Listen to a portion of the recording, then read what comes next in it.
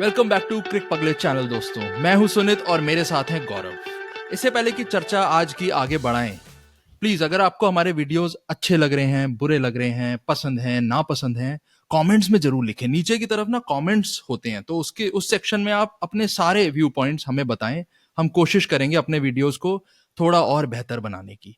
और साथ में लाइक करें, शेयर करें, और एक सब्सक्राइब का बटन होता है, उसको दबा देंगे, मजा आ जाएगा। साथ में आपको बेल आइकन जरूर दबाना है। बेल आइकन से आपको हमारे लेटेस्ट अपडेट्स पता चलेंगे। चलिए आगे बढ़े। टॉप टीमों का स्पेशल मैच, इंडिया और साउथ अफ्रीका दोनों टॉप पर थे। डेड रबर मैच था, सिर्फ ये डिसाइड करना है कि कौन पहला आएगा कौन दूसरा आएगा। तो उम्मीदें तो ऐसी थी भाई, दोनों टीमें एक दूसरे को तगड़ी टक्कर देंगी, धाकड़ मैच होने वाला है। और टक्कर छोड़ो, एक टीम ने बनाए 300 और दूसरी 100 भी नहीं बना पाई। फिर वही बात, इंडिया अपना मैच ऐसे जीत गई जैसे पीस ऑफ केक। इंडिया ने बनाए 300 से ज्यादा रन, साउथ अफ्रीका ने बनाए 80-85, जो भी वो श्रीलंका से पता नहीं। एनीवे, तो भाई इंडिया की जीत तो अब बड़ी ही नॉर्मल होती जा रही है इस वर्ल्ड कप में। 8 में से 8 जीते। इंडिया का आत्मविश्वास ऐसा बन गया है जैसे विश्वामित्र की तपस्या होती है, भंग होने को नहीं हो रही। अब पता नहीं कौन सी टीम क्या खाकर आएगी और इनकी इस तपस्या को भंग करेगी। ये भी देखने वाली चीज है इस वर्ल्ड कप में।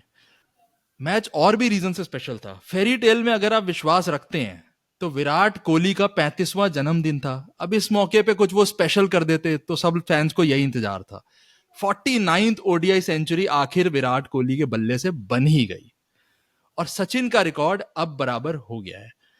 विराट कोहली ने सचिन से 175 मैच कम लिए और बड़ा ही कमाल का काम कर दिखाया है। साथ ही में इंडिया की बॉलिंग शानदार चली यार।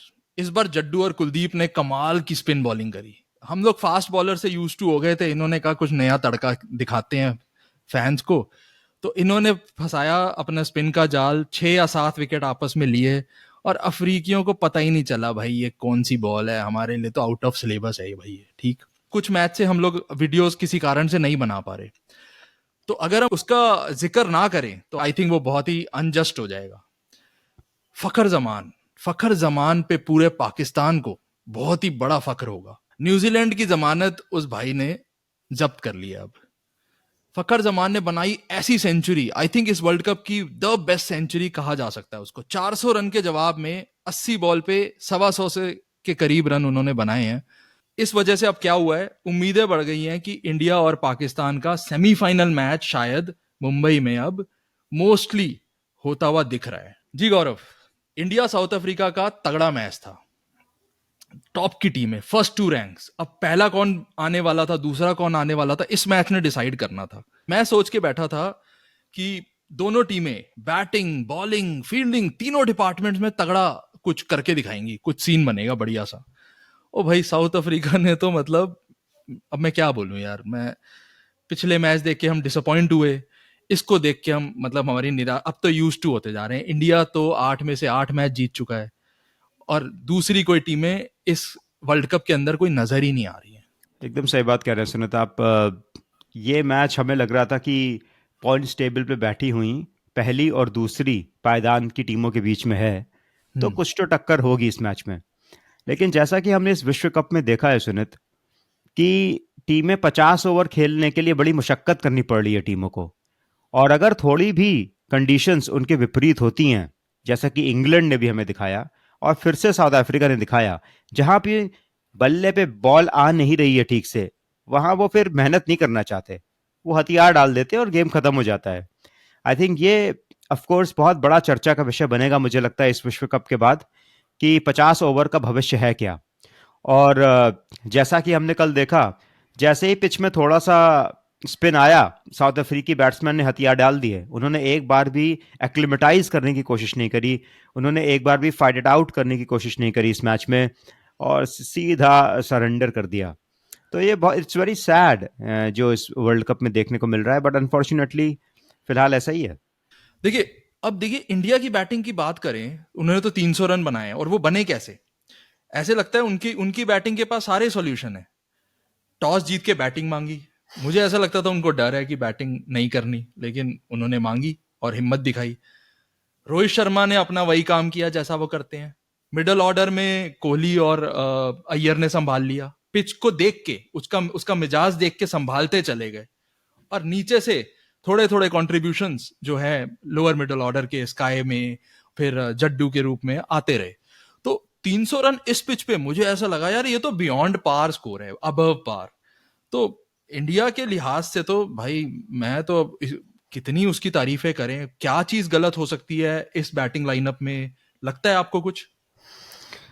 देखिए सुरत, इंडिया के लिए हैं, there are chinks in the armour, hmm. But अभी तक क्या हो रहा है ना कि भारतीय बल्लेबाजों ने बहुत ही चतुराई के साथ उसको एक्सपोज होने नहीं दिया है। नहीं दिया। और अगर आप ध्यान करें, कल विराट कोहली ने भी जब इनिंग्स ब्रेक हुई थी और उनसे अपने शतक के बारे में पूछा गया था कि आपने कैसी बैटिंग करी and hmm. All of that, तो उन्होंने एक बहुत ही इंटरेस्टिंग स्टेटमेंट बोला था जी। उस इंटरव्यू में। हम्म।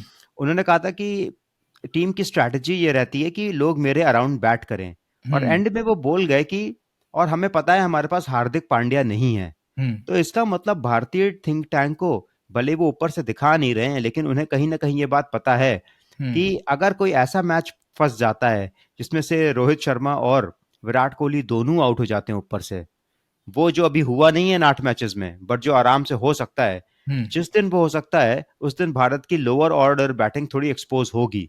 क्योंकि हम्म। अभी उन्होंने उन्होंने ऐसा करके नहीं दिखाया है कि पूरा मैच खुद से निकाल के ले गए हों। जी लेकिन हैविंग बिल्कुल। सेड दैट, मुझे ये विश्व कप बहुत ही अलग विश्व कप है बाकी 50 ओवर विश्व कप से। पहली बार हमें इतना सरेंडर देखने को मिल रहा है बाकी टीमों के लिहाज से। हम्म। और इन पिचेस पे भारतीय टीम तो बिल्कुल वैसी ही लग रही है जैसे पहले की ऑस्ट्रेलियाई टीम हुआ करती थी। तो बिल्कुल भारत के लिए देखिए, अगर इनविंसिबल। ये वर्ल्ड कप उनको जीतना है तो हम्म। सेम बिल्कुल अपने फॉर्मूले पे स्टिक करते रहें। हम्म। विराट कोहली या रोहित शर्मा बड़ी बड़ी इनिंग्स मारते रहें हम्म। बाकी बचे 2 मैचेस में, और प्रोबेबली भारत बहुत ही आसानी से वर्ल्ड कप जीत जाएगा। लेकिन अगर मैच फंसता है बीच में, तब मुझे लगता है थोड़ी सी दिक्कत आएगी भारत को। वही चिंक इन दी आर्मर है, एक और चिंक इन दी आर्मर है एक्चुअली, वो ये है कि इनके पास सिर्फ 5 विशुद्ध बॉलर्स हैं। जिस भी दिन किसी एक या दो बॉलर का दिन अच्छा नहीं गया या कि उनको टारगेट किया गया, तो हम्म। भारत के पास ऑप्शंस नहीं है फिर। जी बहुत बढ़िया बात बोली आपने। अय्यर के लिहाज से क्या वो अच्छी बैटिंग कर गए आज के दिन, क्योंकि उनकी स्लो स्टार्ट थी, केएल राहुल की स्लो स्टार्ट थी, क्या ये एक दो एरियाज नहीं है जिसमें India might be a little iffy? नहीं, बिल्कुल सही बात है सुनीत। आई मीन, जैसे हमने कहा, मिडिल ऑर्डर में वो रन तो दिख रहे हैं, बट शायद हमें वो सॉलिडिटी नहीं दिख रही है फिर भी। हम्म। अय्यर को देखिए, अगेन हमें ये पता है कि उनको डॉट बॉल्स खेलना नहीं पसंद, और कल जैसे उन्होंने बोला कि मैनेजमेंट ने पिच देखते हुए उनको बोला था कि आप अपना टाइम लेके खेलें। हम्म। तो अच्छी बात है, उन्होंने अच्छी इनिंग्स दिखाई, उन्होंने दिखाया कि वो पिच पे रुक के भी बैटिंग कर सकते हैं। हम्म। लेकिन कल की पिच बहुत स्लो थी, तो वो हम्म। उनको टेस्ट नहीं हो पाए वो अगेंस्ट शॉर्ट बॉलिंग प्रॉपरली, और स्पिन बिल्कुल। के अगेंस्ट भी वो आराम से बैकफुट पे जाके साउथ अफ्रीकन स्पिनर्स काफी स्लो स्पीड से बॉलिंग फेंक रहे थे। वो चाहते हम्म। तो थोड़ा और रेव्स डाल सकते थे और तेज फेंक सकते थे इस पिच पे, हम्म। तो वो आराम से बैकफुट पे जाके टैप करके सिंगल ले रहे थे। तो हम्म। चैलेंज नहीं हुए उतना। बट देखिए, अगर भारत वर्ल्ड कप में फंसता है, जो हम हम्म। बात करते हैं क्या सिनेरियो बन सकता है, तो यही सिनेरियो बन सकता है कि रोहित शर्मा और विराट कोहली दोनों 50 ओवर ना खेल पाए, और फिर मिडिल ऑर्डर और लोअर मिडिल ऑर्डर को वो 50 ओवर खेलने पड़े, तो भारत क्या करेगा? ये तो वक्त ही बताएगा अगर होता है ऐसा तो। बिल्कुल। वेल 50 ओवर मान लीजिए 5-6 ओवर में आउट हो जाएं तो क्या होता है? इन सब सिचुएशंस के लिए ना हर टीम को तैयार रहना चाहिए। अनफॉर्चुनेटली आपको कोई टेस्ट ऐसे कर नहीं सकता। दीज आर ऑल सिचुएशंस जो आप रियल में फेस करेंगे, और जल्दी से जल्दी करें उतना अच्छा रहेगा। विराट कोहली की थोड़ी सी बात करते हैं। 35वां जन्मदिन है उनका। वो एक शानदार खिलाड़ी, वो तीसरे खिलाड़ी बन चुके हैं इंडिया से ही जिन्होंने सेंचुरी मारी है, after the greats Sachin Tendulkar and Vinod Kambli. तो उनके साथ साथ इनका भी अब नाम शुमार हो गया उसी फेरिस्त में, उसी लिस्ट में, जिन्होंने अपने जन्मदिन पे सेंचुरी मारी है। एक, वैसे वो आउट होते हुए नजर नहीं आए, एक जगह पे मुझे ऐसा लगा कि एक जो डिसीजन था उनके फेवर में या अगेंस्ट में, जो जो अगेंस्ट में जा सकता था, शायद महाराज की बॉल पे जो कॉट बिहाइंड हुआ था। आपको क्या लगा कि वो आउट है? मुझे ऐसा लगा कि हाँ थोड़ा सा डिस्टरबेंस है अल्ट्रा एज के अंदर, और वेव्स दिख रही हैं when the ball was right beside the bat. उस टाइम पर मुझे ऐसा लगा कि हो सकता है मन बदल जाए थर्ड अंपायर का। नहीं, सही कह रहे हैं सुनित। इसमें दो चीजें हैं सुनित कल के मैच में। हम्म। एक तो साउथ अफ्रीका के जो स्पिनर्स थे, महाराज ने गिल का विकेट लिया जो कि बहुत ही इंपॉर्टेंट विकेट था। हम्म। लेकिन उसके बाद देखिए उन्होंने, वो चाहते तो और ज्यादा यूज कर सकते थे पिच को। हम्म। काफी डिफेंसिव बॉलिंग हुई। हम्म। देखिए डाउन द लेग साइड कितनी वाइड्स फेंकी शमजी ने। हम्म। तो और उनके कैप्टन ने भी लॉन्ग ऑन को शॉट नहीं रखा, लॉन्ग हम्म। ऑन इतना डीप में था। हम्म। अगर वो चाहते प्रेशर बनाना तो वो आराम से लेग साइड पे, देखिए जितनी बार भी शमजी बॉलिंग कर रहे थे विराट कोहली को, हम्म। विराट कोहली स्कोर कर नहीं पा रहे थे हम्म। क्योंकि वो स्वीप नहीं मारते। उनकी जी। ये लिमिटेशन कल बहुत एक्सपोज होके आई। जी। तो वो चाहते तो अपनी फील्ड प्लेसिंग से और अटैकिंग बॉलिंग कर सकते थे, बट जैसे हम्म। हम जानते हैं कि साउथ अफ्रीकन टीम्स जनरली अपने पेसर्स को as an attacking option use करती हैं, उनकी आदत नहीं होती स्पिन से अटैक करने की। तो जी। वहां पे वो थोड़ी सी ट्रिक मिस कर गए। और जो हम्म। आपने थर्ड अंपायर वाली बात करी, देखिए हाँ ऑफ कोर्स थोड़ा ट्रिकी था।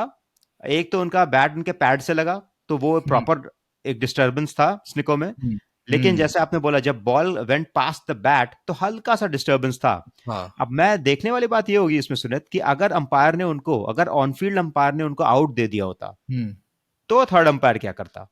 हम्म। अभी तक तो ऑन फील्ड अंपायर ने नॉट आउट दिया था, तो hmm. Probably third umpire was influenced by that. जी। लेकिन अगर ऑन फील्ड अंपायर ने उनको आउट दिया होता, then I would have been really interested to see कि थर्ड हम्म। अंपायर क्या करता है। जी बिल्कुल। एक्चुअली वो एक एक डिसीजन अगर विराट कोहली के अगेंस्ट गया होता लाइक ऑन फील्ड, तो इन्फ्लुएंस जरूर करता अंपायर को, हम्म। उनके दिमाग में जरूर जाता कि मैंने इसको अब क्या करना है। उसने तो सोच लिया कि आउट देना है उसको, मतलब। अब एक और भी बड़ी ना इंपॉर्टेंट बात है जो लोग कभी नहीं बात करते, कि अल्ट्रा एज एक्चुअली काम क्या करता है। वो बताता है कि वेव्स के थ्रू, लाइनों के थ्रू बताता है स्क्रीन पे कि भाई ये बैट से बॉल टच हुई या नहीं हुई। अब ये कौन डिसाइड करेगा कि उन लाइंस कितनी ऊंची जानी चाहिए। हम्म। सबसे लाइटेस्ट जो एज है उसकी लाइन कितनी ऊंची जानी चाहिए, इतनी या इतनी। ये चीजें कहाँ लिखी गई हैं? कोई गाइड है इसको यूज करने की, या मैं बस अपने इंस्टिंक्ट पे डिसीजन दे दूं? समझ रहे हैं आप मैं क्या कहना चाहता हूं? जी इतनी हाँ सी लाइन बिल्कुल, क्या लाइट मोस्ट एज की हो सकती थी? वही बात हम कर रहे हैं सुनित कि उससे हम्म। आई थिंक ये डिसीजन उससे काफी इम्पैक्ट हुआ कि ऑन फील्ड अंपायर ने उनको क्या आउट दिया कि हम्म। नॉट आउट दिया है। हम्म। मुझे ऐसा लगता है, भले ही वो रूल बुक से हटा दिया गया है अब, हम्म। लेकिन विद इन दी अंपायर्स की भी अपनी कम्युनिटी होती होगी आई गेस। हम्म। और हम्म। या मैं ही अगर अंपायर हूं then I will try to protect the decision of the on field umpire. जी तो ये बिल्कुल। बहुत ही क्रिकेट में थोड़ा ये एक ऐसा टॉपिक है जिसको अभी आई थिंक इसके सॉल्यूशंस अभी मिले नहीं है। एक बहुत हाँ। इंटरेस्टिंग वाकया मुझे मुझे याद आ रहा है कि जब आई थिंक 2011 या 12 की सीरीज थी, इसमें राहुल द्रविड़ ऑस्ट्रेलिया में खेल रहे थे हाँ। और फिर उनके शू लेसेस लगे थे बैट पे, हम्म। और स्निको ने उनको कॉट बिहाइंड दिया था। दिया था। तो वो भी एक ऐसे भी सिनेरियोज होते हैं क्योंकि आपको ये नहीं पता ये नॉइज या वाइब्रेशन है किस किसके। किसके? तो बिल्कुल। आपको बहुत ही, क्योंकि सोशल मीडिया पे मैं बहुत बार देख रहा हूँ, मैंने फेसबुक और बाकी ट्विटर पे भी देखा, बहुत लोगों ने कमेंट किया है कि विराट कोहली, दे वर डिसअपॉइंटेड कि विराट कोहली का आउट नहीं दिया गया। हम्म। जो and I think they are referring to the fact कि उनका बैट जो उनके पैड को लगा था, वो जो वेव्स आई थी वो उसकी थी, not when the ball went past the bat. Hmm. और जैसा आपने बोला when the ball went past the bat, थोड़ी सी वाइब्रेशन या वेव्स जी। थी, बट हम्म। अब वो कितनी ज्यादा है कितनी कम, ये कौन डिसाइड करता है, कौन निर्धारित करता है, हाँ। ये हमें नहीं पता है। और वैसे भी सोशल मीडिया पे तो लोग गोबर करते ही हैं। मैं आपको बोलूं, देखो, कोई भी, मैं आप कोई भी इतना डेफिनेट कैसे हो सकता है कि भाई वो वाइब्रेशन आवाज की है? ठीक है जी, हम्म। बल्ले से आई है, तस्मों से या फीतों से आई है, बैट पैड को लगा है, मक्खी घूम रही थी उसकी वाइब्रेशन पकड़ी गई, भाई किसको पता है? इसलिए कोई इतना डेफिनेट नहीं हो सकता। लेकिन इतना जरूर पता होना चाहिए, द लाइट मोस्ट, सबसे हल्की जो एज होती है उसकी वाइब्रेशन कितनी ऊपर तक जा सकती है। एटलीस्ट इसका पता नहीं किस हिसाब से वो मशीन काम करती है। वी आर लाइक, हम लोग तो ब्लैक बॉक्स हैं उस बारे में। प्रॉब्लम क्या है ना, वो डिसीजन बड़ा इंपॉर्टेंट था, इसीलिए हम इस पे इतना तवज्जो और इतना एम्फोसाइज कर रहे हैं। कहने की बात ये सुनित कि हम्म। मैं साउथ अफ्रीका के खेल से, वो पॉइंट्स टेबल पे दूसरे नंबर पे बैठे हुए हैं, हम्म। मुझे उनका खेल देख के मैं बिल्कुल भी प्रभावित नहीं हुआ हम्म। कल जो उन्होंने खिलाया। पहले हम्म। तो मुझे ये बात समझ में नहीं आई कि रबाडा क्यों ओपनिंग स्पेल हाँ। डालने नहीं आए। हम हाँ। सब जानते हैं कि रबाडा रोहित शर्मा को बहुत परेशान करते हैं, बहुत परेशान करते हैं जी और बिल्कुल। जैसे ही वो आए उन्होंने उनका विकेट ले भी लिया। जी। उनके बीच में बहुत कंपटीशन चलता है रबाडा और रोहित के। रोहित हमेशा चाहते हैं कि उनको डोमिनेट करें, और रबाडा की हम्म। किसी कोई एक बॉलर है अगर जो शॉर्ट बॉल पे रोहित को परेशान करता है तो वो रबाडा ही है। जी लेकिन जी। पहले 4-5 ओवर में रोहित ने जो ठोकाई करी और साउथ अफ्रीका की, हम्म। इतना वो रन रेट आगे ले गए कि बाकी विराट कोहली को उन्होंने बहुत स्कोप दे दिया 4 के रन रेट से खेलने का भी। जी। और सूरत हाल आखिर में ये बना कि इंडिया ने 10 ओवर में 91 बनाए थे और साउथ अफ्रीका की टीम 50 में 83 पे ऑल आउट हुई है। तो जो विधि का विधान है ना वो कुछ ऐसा है कि अब क्या बोले इस बात को। खैर आपने एक और बड़ा अच्छा पॉइंट उठाया था जिसके बारे में मैं थोड़ा सा डिस्कस करना चाहता हूँ। महाराज की बॉलिंग 10 ओवर में 30 रन देखने में बहुत सुंदर लगते हैं बॉलिंग फिगर्स, लेकिन इस पिच पे उनके ऊपर डिपेंडेंसी ऑटोमेटिकली बन जानी चाहिए थी कि मैं ही करूंगा सब कुछ या फिर उसके साथ मिलके शम्सी करेंगे because Shamsi is also different bowler. अब उसमें और रविंद्र जडेजा में क्या फर्क है भाई? रविंद्र जडेजा भी फिंगर स्पिनर, महाराज भी ऑलमोस्ट सिमिलर दिखने वाले। मेरे ख्याल से जो फर्क है वो है एक तो एक्सपीरियंस का थोड़ा सा और स्पीड का। अगर आप इस पिच पे जहां पे ऑलरेडी स्लो टर्न है, अगर आप स्लो टर्न देंगे बैट्समैन को it will be very easy to play. अगर वो बॉल थोड़ी तेजी से पुश की गई होती अय्यर की तरफ और इनफैक्ट कोहली की तरफ भी, शायद बेटर चैलेंज वो प्रोड्यूस करती देन वो 10 ओवर में 30 के फिगर जिसमें डिफेंसिव होके दे जस्ट थॉट चलो इसको देख लेते हैं। नहीं बिल्कुल सही बात है सुनित। देखिए इसमें दो चीजें हैं। पहले तो महाराज ने जो शुभमन गिल का विकेट लिया ना, जिसमें आई थिंक शुभमन गिल की भी बहुत गलती है मेरे हिसाब से, क्योंकि वो लेग स्टंप लाइन खेल रहे थे। बिल्कुल। उससे वो काफी इंस्पायर्ड हो गए। मुझे लगा उनको लगा कि यही बॉल है अब जो मुझे करनी है। हो सकता और है। वो बॉल बहुत ही loopy slow in the air ball थी जो ड्रिफ्ट करी और उनको लेग स्टंप पे पड़ के उनका टॉप ऑफ ऑफ ले गई। जी। वो ड्रीम बॉल थी। मुझे लगा वो हर बार फिर वही बॉल करने के चक्कर में पड़ गए शम्सी, सॉरी महाराज। पहला तो मुझे ऐसा लगा। और बिल्कुल सही बात आपने करी। देखिए जडेजा और उनमें सबसे बड़ा डिफरेंस ये है कि वो सर रविंद्र जडेजा हैं। और वो इन पिचेस पे बॉलिंग करते बड़े हुए हैं, हमें ये बात नहीं भूलनी चाहिए। जी। महाराज इन पिचेस पे बॉलिंग नहीं करते हैं, लेकिन यही टैक्टिकल और स्ट्रेटेजिक एडवांटेज मिल जाता है इंडिया को। यस। तो और तीसरा ये है कि जैसे मैंने बोला साउथ अफ्रीकन टीम्स को, उनके टीम के कैप्टन्स को पेसर्स के साथ अटैक करना पता है कैसे करते हैं, लेकिन स्पिनर्स को वो हमेशा डिफेंसिव ऑप्शंस की तरह यूज करते हैं। Same with New Zealand as well. But Bharat में आके आपके स्पिनर्स जो होते हैं वो अटैकिंग ऑप्शंस होते हैं। तो जो कैप्टन होता है ना, उसको अपने स्पिनर्स के लिए अटैकिंग फील्ड सेट करनी पड़ती है। और आप you are looking to get wickets through spinners, you are not looking to contain with spinners.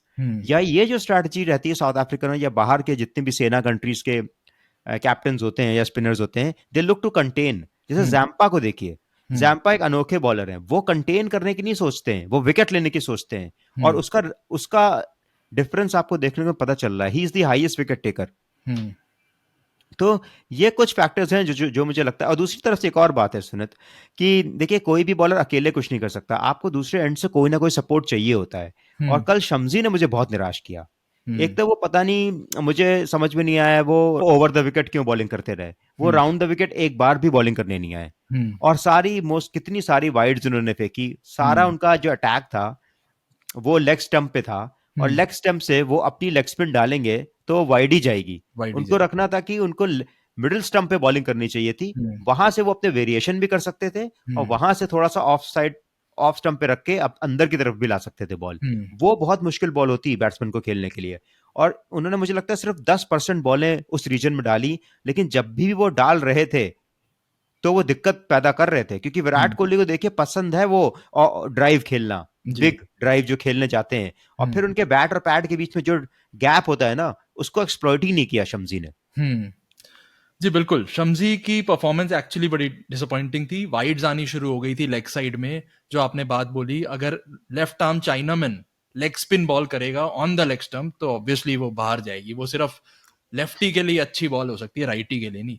और हाँ, उन्होंने द रॉन्ग वंस बहुत कम डाली मिडिल स्टंप से बाहर कटाते हुए। चाहे मिडिल पे ही डाल दो, चाहे हो सकता है फ्लिक वगैरह पे कोई catch down the leg side हो जाए, but that's a very outside chance. जी बिल्कुल। वेल, भारत ने 350 से ऊपर का स्कोर बना दिया इसी पिच पे। ठीक है, ओवरकास्ट कंडीशन शुरू से ही थी। अगर आप ध्यान दें, पहले ओवर से ही उस जगह पे ओवरकास्ट था कंडीशंस। बैटिंग में साउथ अफ्रीका क्यों कुछ भी कोई काम नहीं कर पाया? वाई, मतलब ऐसा क्या रहा होगा कि क्या इंडिया ने ज्यादा एक्सट्रैक्ट की अंडर लाइट्स? लाइट्स तो शुरू से ही ऑन थी। या Indian bowlers are on song, जो जो हम सबको लगता ही है कि इंडिया के बॉलर्स तो भाई किसी और ही टेंजेंट पे बात कर रहे हैं आजकल। बहुत सारे फैक्टर्स हैं सुनित इसमें। हम्म। पहला तो ऑफ कोर्स ये फैक्टर है कि Indian bowling is in hmm. Top form, इसमें हम्म। कोई दो राय नहीं है। आप जी। किससे बचेंगे, वही वाली बात है। हम्म। आप बुमराह से बचेंगे तो सिराज हैं, सिराज से बचेंगे तो शमी है, शमी से बचेंगे तो जडेजा, और जडेजा से बचेंगे तो कुलदीप यादव है। हम्म। एक तो ये रीज़न है। दूसरा कि जो हमने बात करी, जैसे ही परिस्थितियां विपरीत हो रही हैं प्लेयर्स की, hmm. They want to just throw it away. कोई भी प्लेयर आज की जनरेशन में प्रोबेबली, क्योंकि ये T20 जनरेशन है, कोई भी प्लेयर अपने आप को अप्लाई नहीं करना चाह रहा है। हम्म। एक दूसरा, क्या उनके अंदर स्किल है? मुझे तो लगता है साउथ अफ्रीकन, आप हिस्टोरिकली भी देखिए, साउथ अफ्रीकन टीम्स हम्म। के अंदर स्पिन खेलने का उतना स्किल नहीं होता है। हम्म। पाटा विकेट पे स्पिन खेल लेते हैं वो, क्योंकि वो आगे आके छक्का मार सकते हैं, बैकफुट पे जाके छक्के मार सकते हैं। हम्म। लेकिन जैसे ही थोड़ा सा स्लो एंड ड्राई विकेट होता है जो प्रॉपर स्पिन करता है, वहां ये फंस जाते हैं, क्योंकि इनको हम्म। समझ में नहीं आता हम आगे खेलें हम पीछे खेलें। आप देखिए कल हवा नहीं लग रही थी, बॉल कहाँ से निकल रही है स्पिनर्स हम्म। की। तो इसमें ये बहुत बड़ा फैक्टर और भी है सुनित। हम्म। और अगेन हम जानते हैं कि चेजिंग, साउथ अफ्रीकन टीम्स पे अगर प्रेशर पड़ता है, उनका उनका गेम प्लान बहुत क्लियर है। हम टॉस हम्म। जीतते हैं, हम पहले बैटिंग करते हैं, 450 रन बनाते हैं, हम मैच जीतते हैं। हम्म। अगर वो टॉस हारते हैं, और anything I think over 200 will be a very challenging total for them. Hmm. एक थोड़ी सी लेस इंपॉर्टेंट बात भी है इस मैच को लेकर। जडेजा ने 5 विकेट लिए, 30 रन भी बनाए, मतलब इससे बढ़िया ऑलराउंड प्रदर्शन कम ही देखने को मिलता है। मगर विराट कोहली फिर से मैन ऑफ द मैच बन गए। बॉलर्स के लिए इस गेम में कुछ अब बचा है, या बॉलर्स को जब उम्मीदें छोड़ देनी चाहिए? आगे आने वाली जनरेशन बैट्समैन प्रोड्यूस करेगी, बॉलर्स की तरफ कोई नहीं जाएगा, आपको लगता है? देखिए भारत में तो बैट्समैन का ही बोलबाला होता है। हम्म। और आप कैसे, विराट कोहली ने जन्मदिन पे सचिन तेंदुलकर की 35th जन्मदिन पे 49 सेंचुरी बनाई है, द इसको ग्रेट कैसे सचिन इग्नोर तेंदुलकर करें? के रिकॉर्ड को बराबर किया है, और आप हम्म। उनको मैन ऑफ द मैच नहीं देंगे, तो देखिए बस, सोशल मीडिया पे भी आप बच नहीं पाएंगे। बच नहीं और पाएंगे। उनके इंस्टाग्राम फॉलोवर्स बहुत हैं, हम जानते हैं वो third most followed person on Instagram है। देखिए इन सब चीज़ों का बहुत वेट हो जाता है। और कल हम्म। का डिसीजन खैर मुझे फिर भी तब भी समझ में आता है, क्योंकि वो बॉलिंग पिच थी, उस पे हम्म। 100 मारना इज अ बिग थिंग।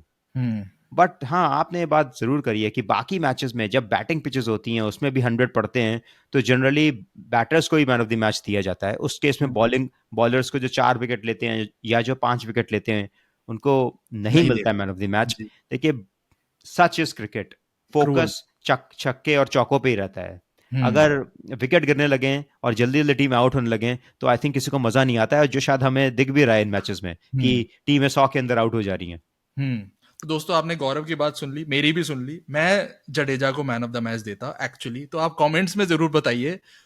देखिए, आप मुझसे गुस्सा मत होना, मुझे पता है विराट कोहली को ही 35वें जन्मदिन पे 49वीं सेंचुरी, इतना बड़ा ओकेजन, रेयर फीट, चलिए दे दिया तो दे दिया, लेट इट गो। बट मैं ये मानता हूँ जडेजा के लिए बहुत बड़ा मोटिवेशन होता है ये, कि मैन ऑफ द मैच मुझे मिला है 5 विकेट के लिए। एक बात और मैं कहूंगा सुनित, मुझे हम्म। लगता है जडेजा ऐसे प्लेयर हैं, उनकी आदत पड़ गई है इग्नोर होने की। हाँ, मुझे लगता है बिल्कुल। कि मैं पता नहीं थैंकलेस, कितने साल हो गए थैंकलेस मेरे को, जॉब्स होते हैं कुछ दुनिया में, थैंकलेस जॉब्स। थैंकलेस जॉब्स होती हैं। मुझे हाँ। मुझे ध्यान है जब जडेजा आए थे उसके बाद हाँ। से मैं उनका जबरदस्त फैन था। हम्म। ठीक है, क्योंकि मुझे वो प्लेयर्स बहुत अच्छे लगते हैं। पहले तो जो अच्छे हम्म। फील्डर होते हैं, हम्म। बहुत अच्छे फील्डर थे वो, हम्म। और बॉलर बैटर सब थे वो। हम्म। तो मैं तो तब से कह रहा हूँ कि जडेजा को ऊपर खिलाओ। I am a big sir Ravindra Jadeja fan. Hmm. और उन्होंने बहुत बार ऐसा किया है सुनित, कि उन्होंने मैचेस पलटे हैं इधर बाय हम्म। बैट और बाय हम्म। बॉल, हम्म। एकदम की मोमेंट्स पे। हम्म। लेकिन बहुत ओकेजन्स पे उनको मैन ऑफ द मैचेस नहीं मिला है। लेकिन हम्म। मैंने उनमें एक बात देखी है, he is not deterred by that. उससे उनको हम्म। फर्क ही नहीं पड़ता। वो अपना काम आते हैं, वो अपना काम करते हैं, वो निकल लेते हैं, और फिर हम्म। अगले मैच में वो उतनी इंटेंसिटी से आते हैं, फिर अपना काम हम्म। करते हैं, और फिर निकल हम्म। लेते हैं। तो ये बहुत ही अनोखे प्लेयर है वो। और विराट कोहली ने दूसरी बार मैन ऑफ द मैच चुराया है जडेजा का, तो जडेजा सॉरी हो गई भाई। ठीक। अच्छा, आगे अगर गौरव, अब हम पिछले कुछ मैच की बात नहीं करते आ रहे हैं, चलिए उस पर थोड़ी नजर मार ले। और हम अगर फक्र की सेंचुरी पे फक्र ना करें, तो थोड़ा सा ना ये नाइंसाफी हो जाएगी उस बंदे। He deserves a bit more discussion than what we have done till now. So भाई, क्या सैकड़ा लगाया, क्या सेंचुरी, मतलब 400 रन बने हैं बोर्ड के ऊपर। बंदे ने एक बार भी पूरा कैलकुलेटिव होके हर ओवर के हिसाब से रन मारे हैं। I when I was watching मेरे को गूज़बम्स आ रहे थे कि यार वो बंदा जिसकी टीम में जगह ही नहीं है, 2 मैच से ऐसा गेम दिखा रहा है कि पूरी पाकिस्तान टीम एक तरफ और फखर जमान एक तरफ। देखिए, हम तो यहाँ पे फखर जमान के बहुत बड़े फैन हैं सुनित। हम्म। हमारी टीम में तो जैसे हमने कहा, जैसे शमी हमारी टीम में भारत के लिए खेल रहे थे हर मैच, वैसे ही हमारी टीम में हर मैच में फखर जमान खेल रहे थे। जी। और मैं शायद, अगर आप वीडियोस देखें तो हम डे वन से बोल रहे हैं कि जब तक फखर हम्म। जमान नहीं आते हैं ये टीम मैच विनिंग टीम नहीं है। हम्म।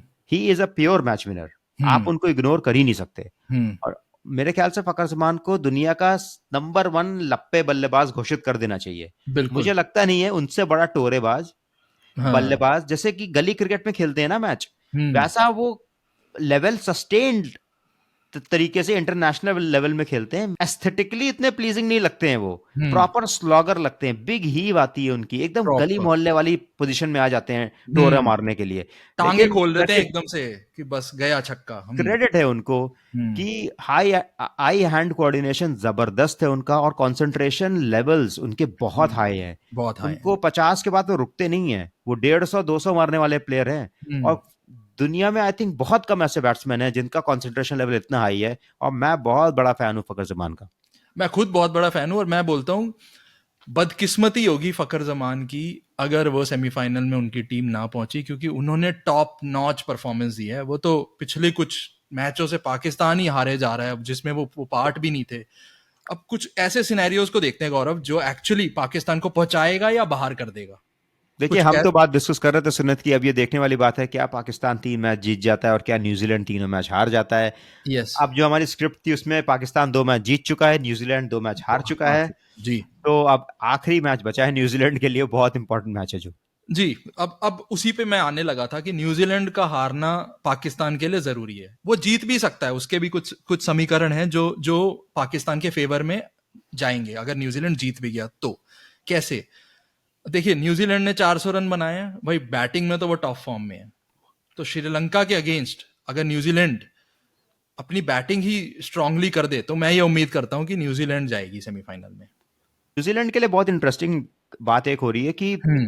उनकी डिपेंडेंसी रचिन रविंद्रन पे बहुत ज्यादा हो रही है। हम्म। और बहुत डिसअपॉइंटेड होंगे रचिन, दोनों सेंचुरियां जो उन्होंने मारी उनकी टीम जीत नहीं पाई दोनों में। हम्म। हम्म। डेविन कॉनवे उनके लिए चल नहीं रहे हैं। हम्म।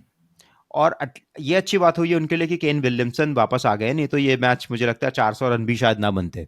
हम्म। वर्स्ट पार्ट न्यूजीलैंड के लिए ये हुआ है इस मैच में, और शायद आने वाले मैचेस में भी, हम्म। कि वो मैट हेनरी को खो चुके हैं। उनकी हम्म। बॉलिंग लाइनअप इस टाइम बहुत वीक दिख रही है। हम्म। तो बॉलिंग तो जिसका पूरा फायदा फकर जमान ने उठाया, उनके हम्म। स्पिनर्स चल नहीं रहे हैं। उनके मैट मैट हेनरी जो उनके मेन बॉलर थे वो नहीं खेल पाएंगे इस वर्ल्ड कप हम्म। को अब। हम्म। अगर किसी दिन भी बोल्ट का मैच अच्छा नहीं जाता है, बुरा जाता है, तो वो दिक्कत में पड़ जाएंगे। आई हम्म। थिंक लॉकी फर्गुसन को भी चोट लगी हुई है इस टाइम। हम्म। तो अगर मैं न्यूजीलैंड खेमे में होऊंगा ना, मैं खिलाऊंगा 6 फुट 7 इंच के काइल जेमिसन को। एकदम बढ़िया। एब्सोल्युटली मेरी टीम में वो हर दिन खेलते हैं, लाइक लाइक शानदार पॉइंट है फकर गौरव जमान, ये। Hmm. Like Fakhar Zaman for Pakistan. जी। न्यूजीलैंड के लिए Kyle Jamieson is a pure pure match winner. जी बिल्कुल। इनफैक्ट बैटिंग भी अच्छी करते हैं। और अगर वो उस प्लेयर को ही खिलाएं, I think that is the best bat for New Zealand. Worst case Pakistan के लिए सोचें, अगर अगर न्यूजीलैंड श्रीलंका से जीत जाता है, मान लीजिए कि वो पहले खेल के 50 रन से जीता है, तो समीकरण अगर आपको बताएं तो 180 रन से पाकिस्तान को जीतना पड़ेगा इंग्लैंड का मैच। और हार जाता है तो फिर तो पाकिस्तान के लिए आसान हो गया। ठीक है। देखिए, इंग्लैंड को 180 रन से तो मुझे लगता है कोई भी टीम हरा सकती है इस टाइम। जी बिल्कुल, हरा तो सकते हैं। हाँ। इंग्लैंड तो 50 ओवर नहीं खेल पा रही है। हाँ। तो अगर आपने 350 बना दिए, उनको 25 ओवर में निपटा के आप आराम से मैच जीत सकते हैं। जी। देखिए, मुझे लगता है कि बहुत पॉसिबल है, और ये भी बहुत पॉसिबल है कि न्यूजीलैंड की बॉलिंग देखते हुए और श्रीलंका चाहेगा इस टूर्नामेंट को ऑन हाई फिनिश करने के लिए, हम्म। तो there I think there is a big opportunity there for Sri Lanka. Hmm. और मुझे तो लग रहा है कि शायद मेरी बुक में पाकिस्तान तो सेमीफाइनल खेल रहा है भारत के साथ। देखिए, ऑर्डर ऑफ मैचेस भी बहुत बहुत काम की चीज है यहाँ पर।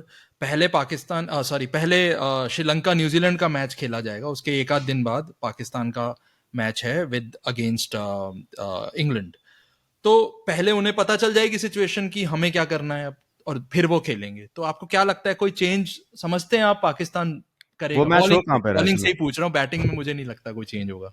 वो मैच शायद ईडन गार्डन्स में हो रहा है सुनित। जी। तो ईडन गार्डन्स मतलब वही मैच, वही ग्राउंड जहाँ भारत और यस। साउथ अफ्रीका ने मैच खेला है अपना। या। तो देखिए वो पिच को हम सब जानते हैं। हम्म। फर्स्ट बैटिंग करते हुए थोड़ी टफ होती है under lights. We were assuming कि ये बेटर होगी क्योंकि आई थिंक हम्म। बांग्लादेश और पाकिस्तान भी उसी पिच पे खेल चुके हैं and under lights it was a lot easier. तो हम्म। पाकिस्तान को एक्सपीरियंस तो अच्छा है उस पिच पे, उस ग्राउंड पे खेलने का। हम्म। आई वुड से देखिए मेरी नज़र में एडवांटेज पाकिस्तान है।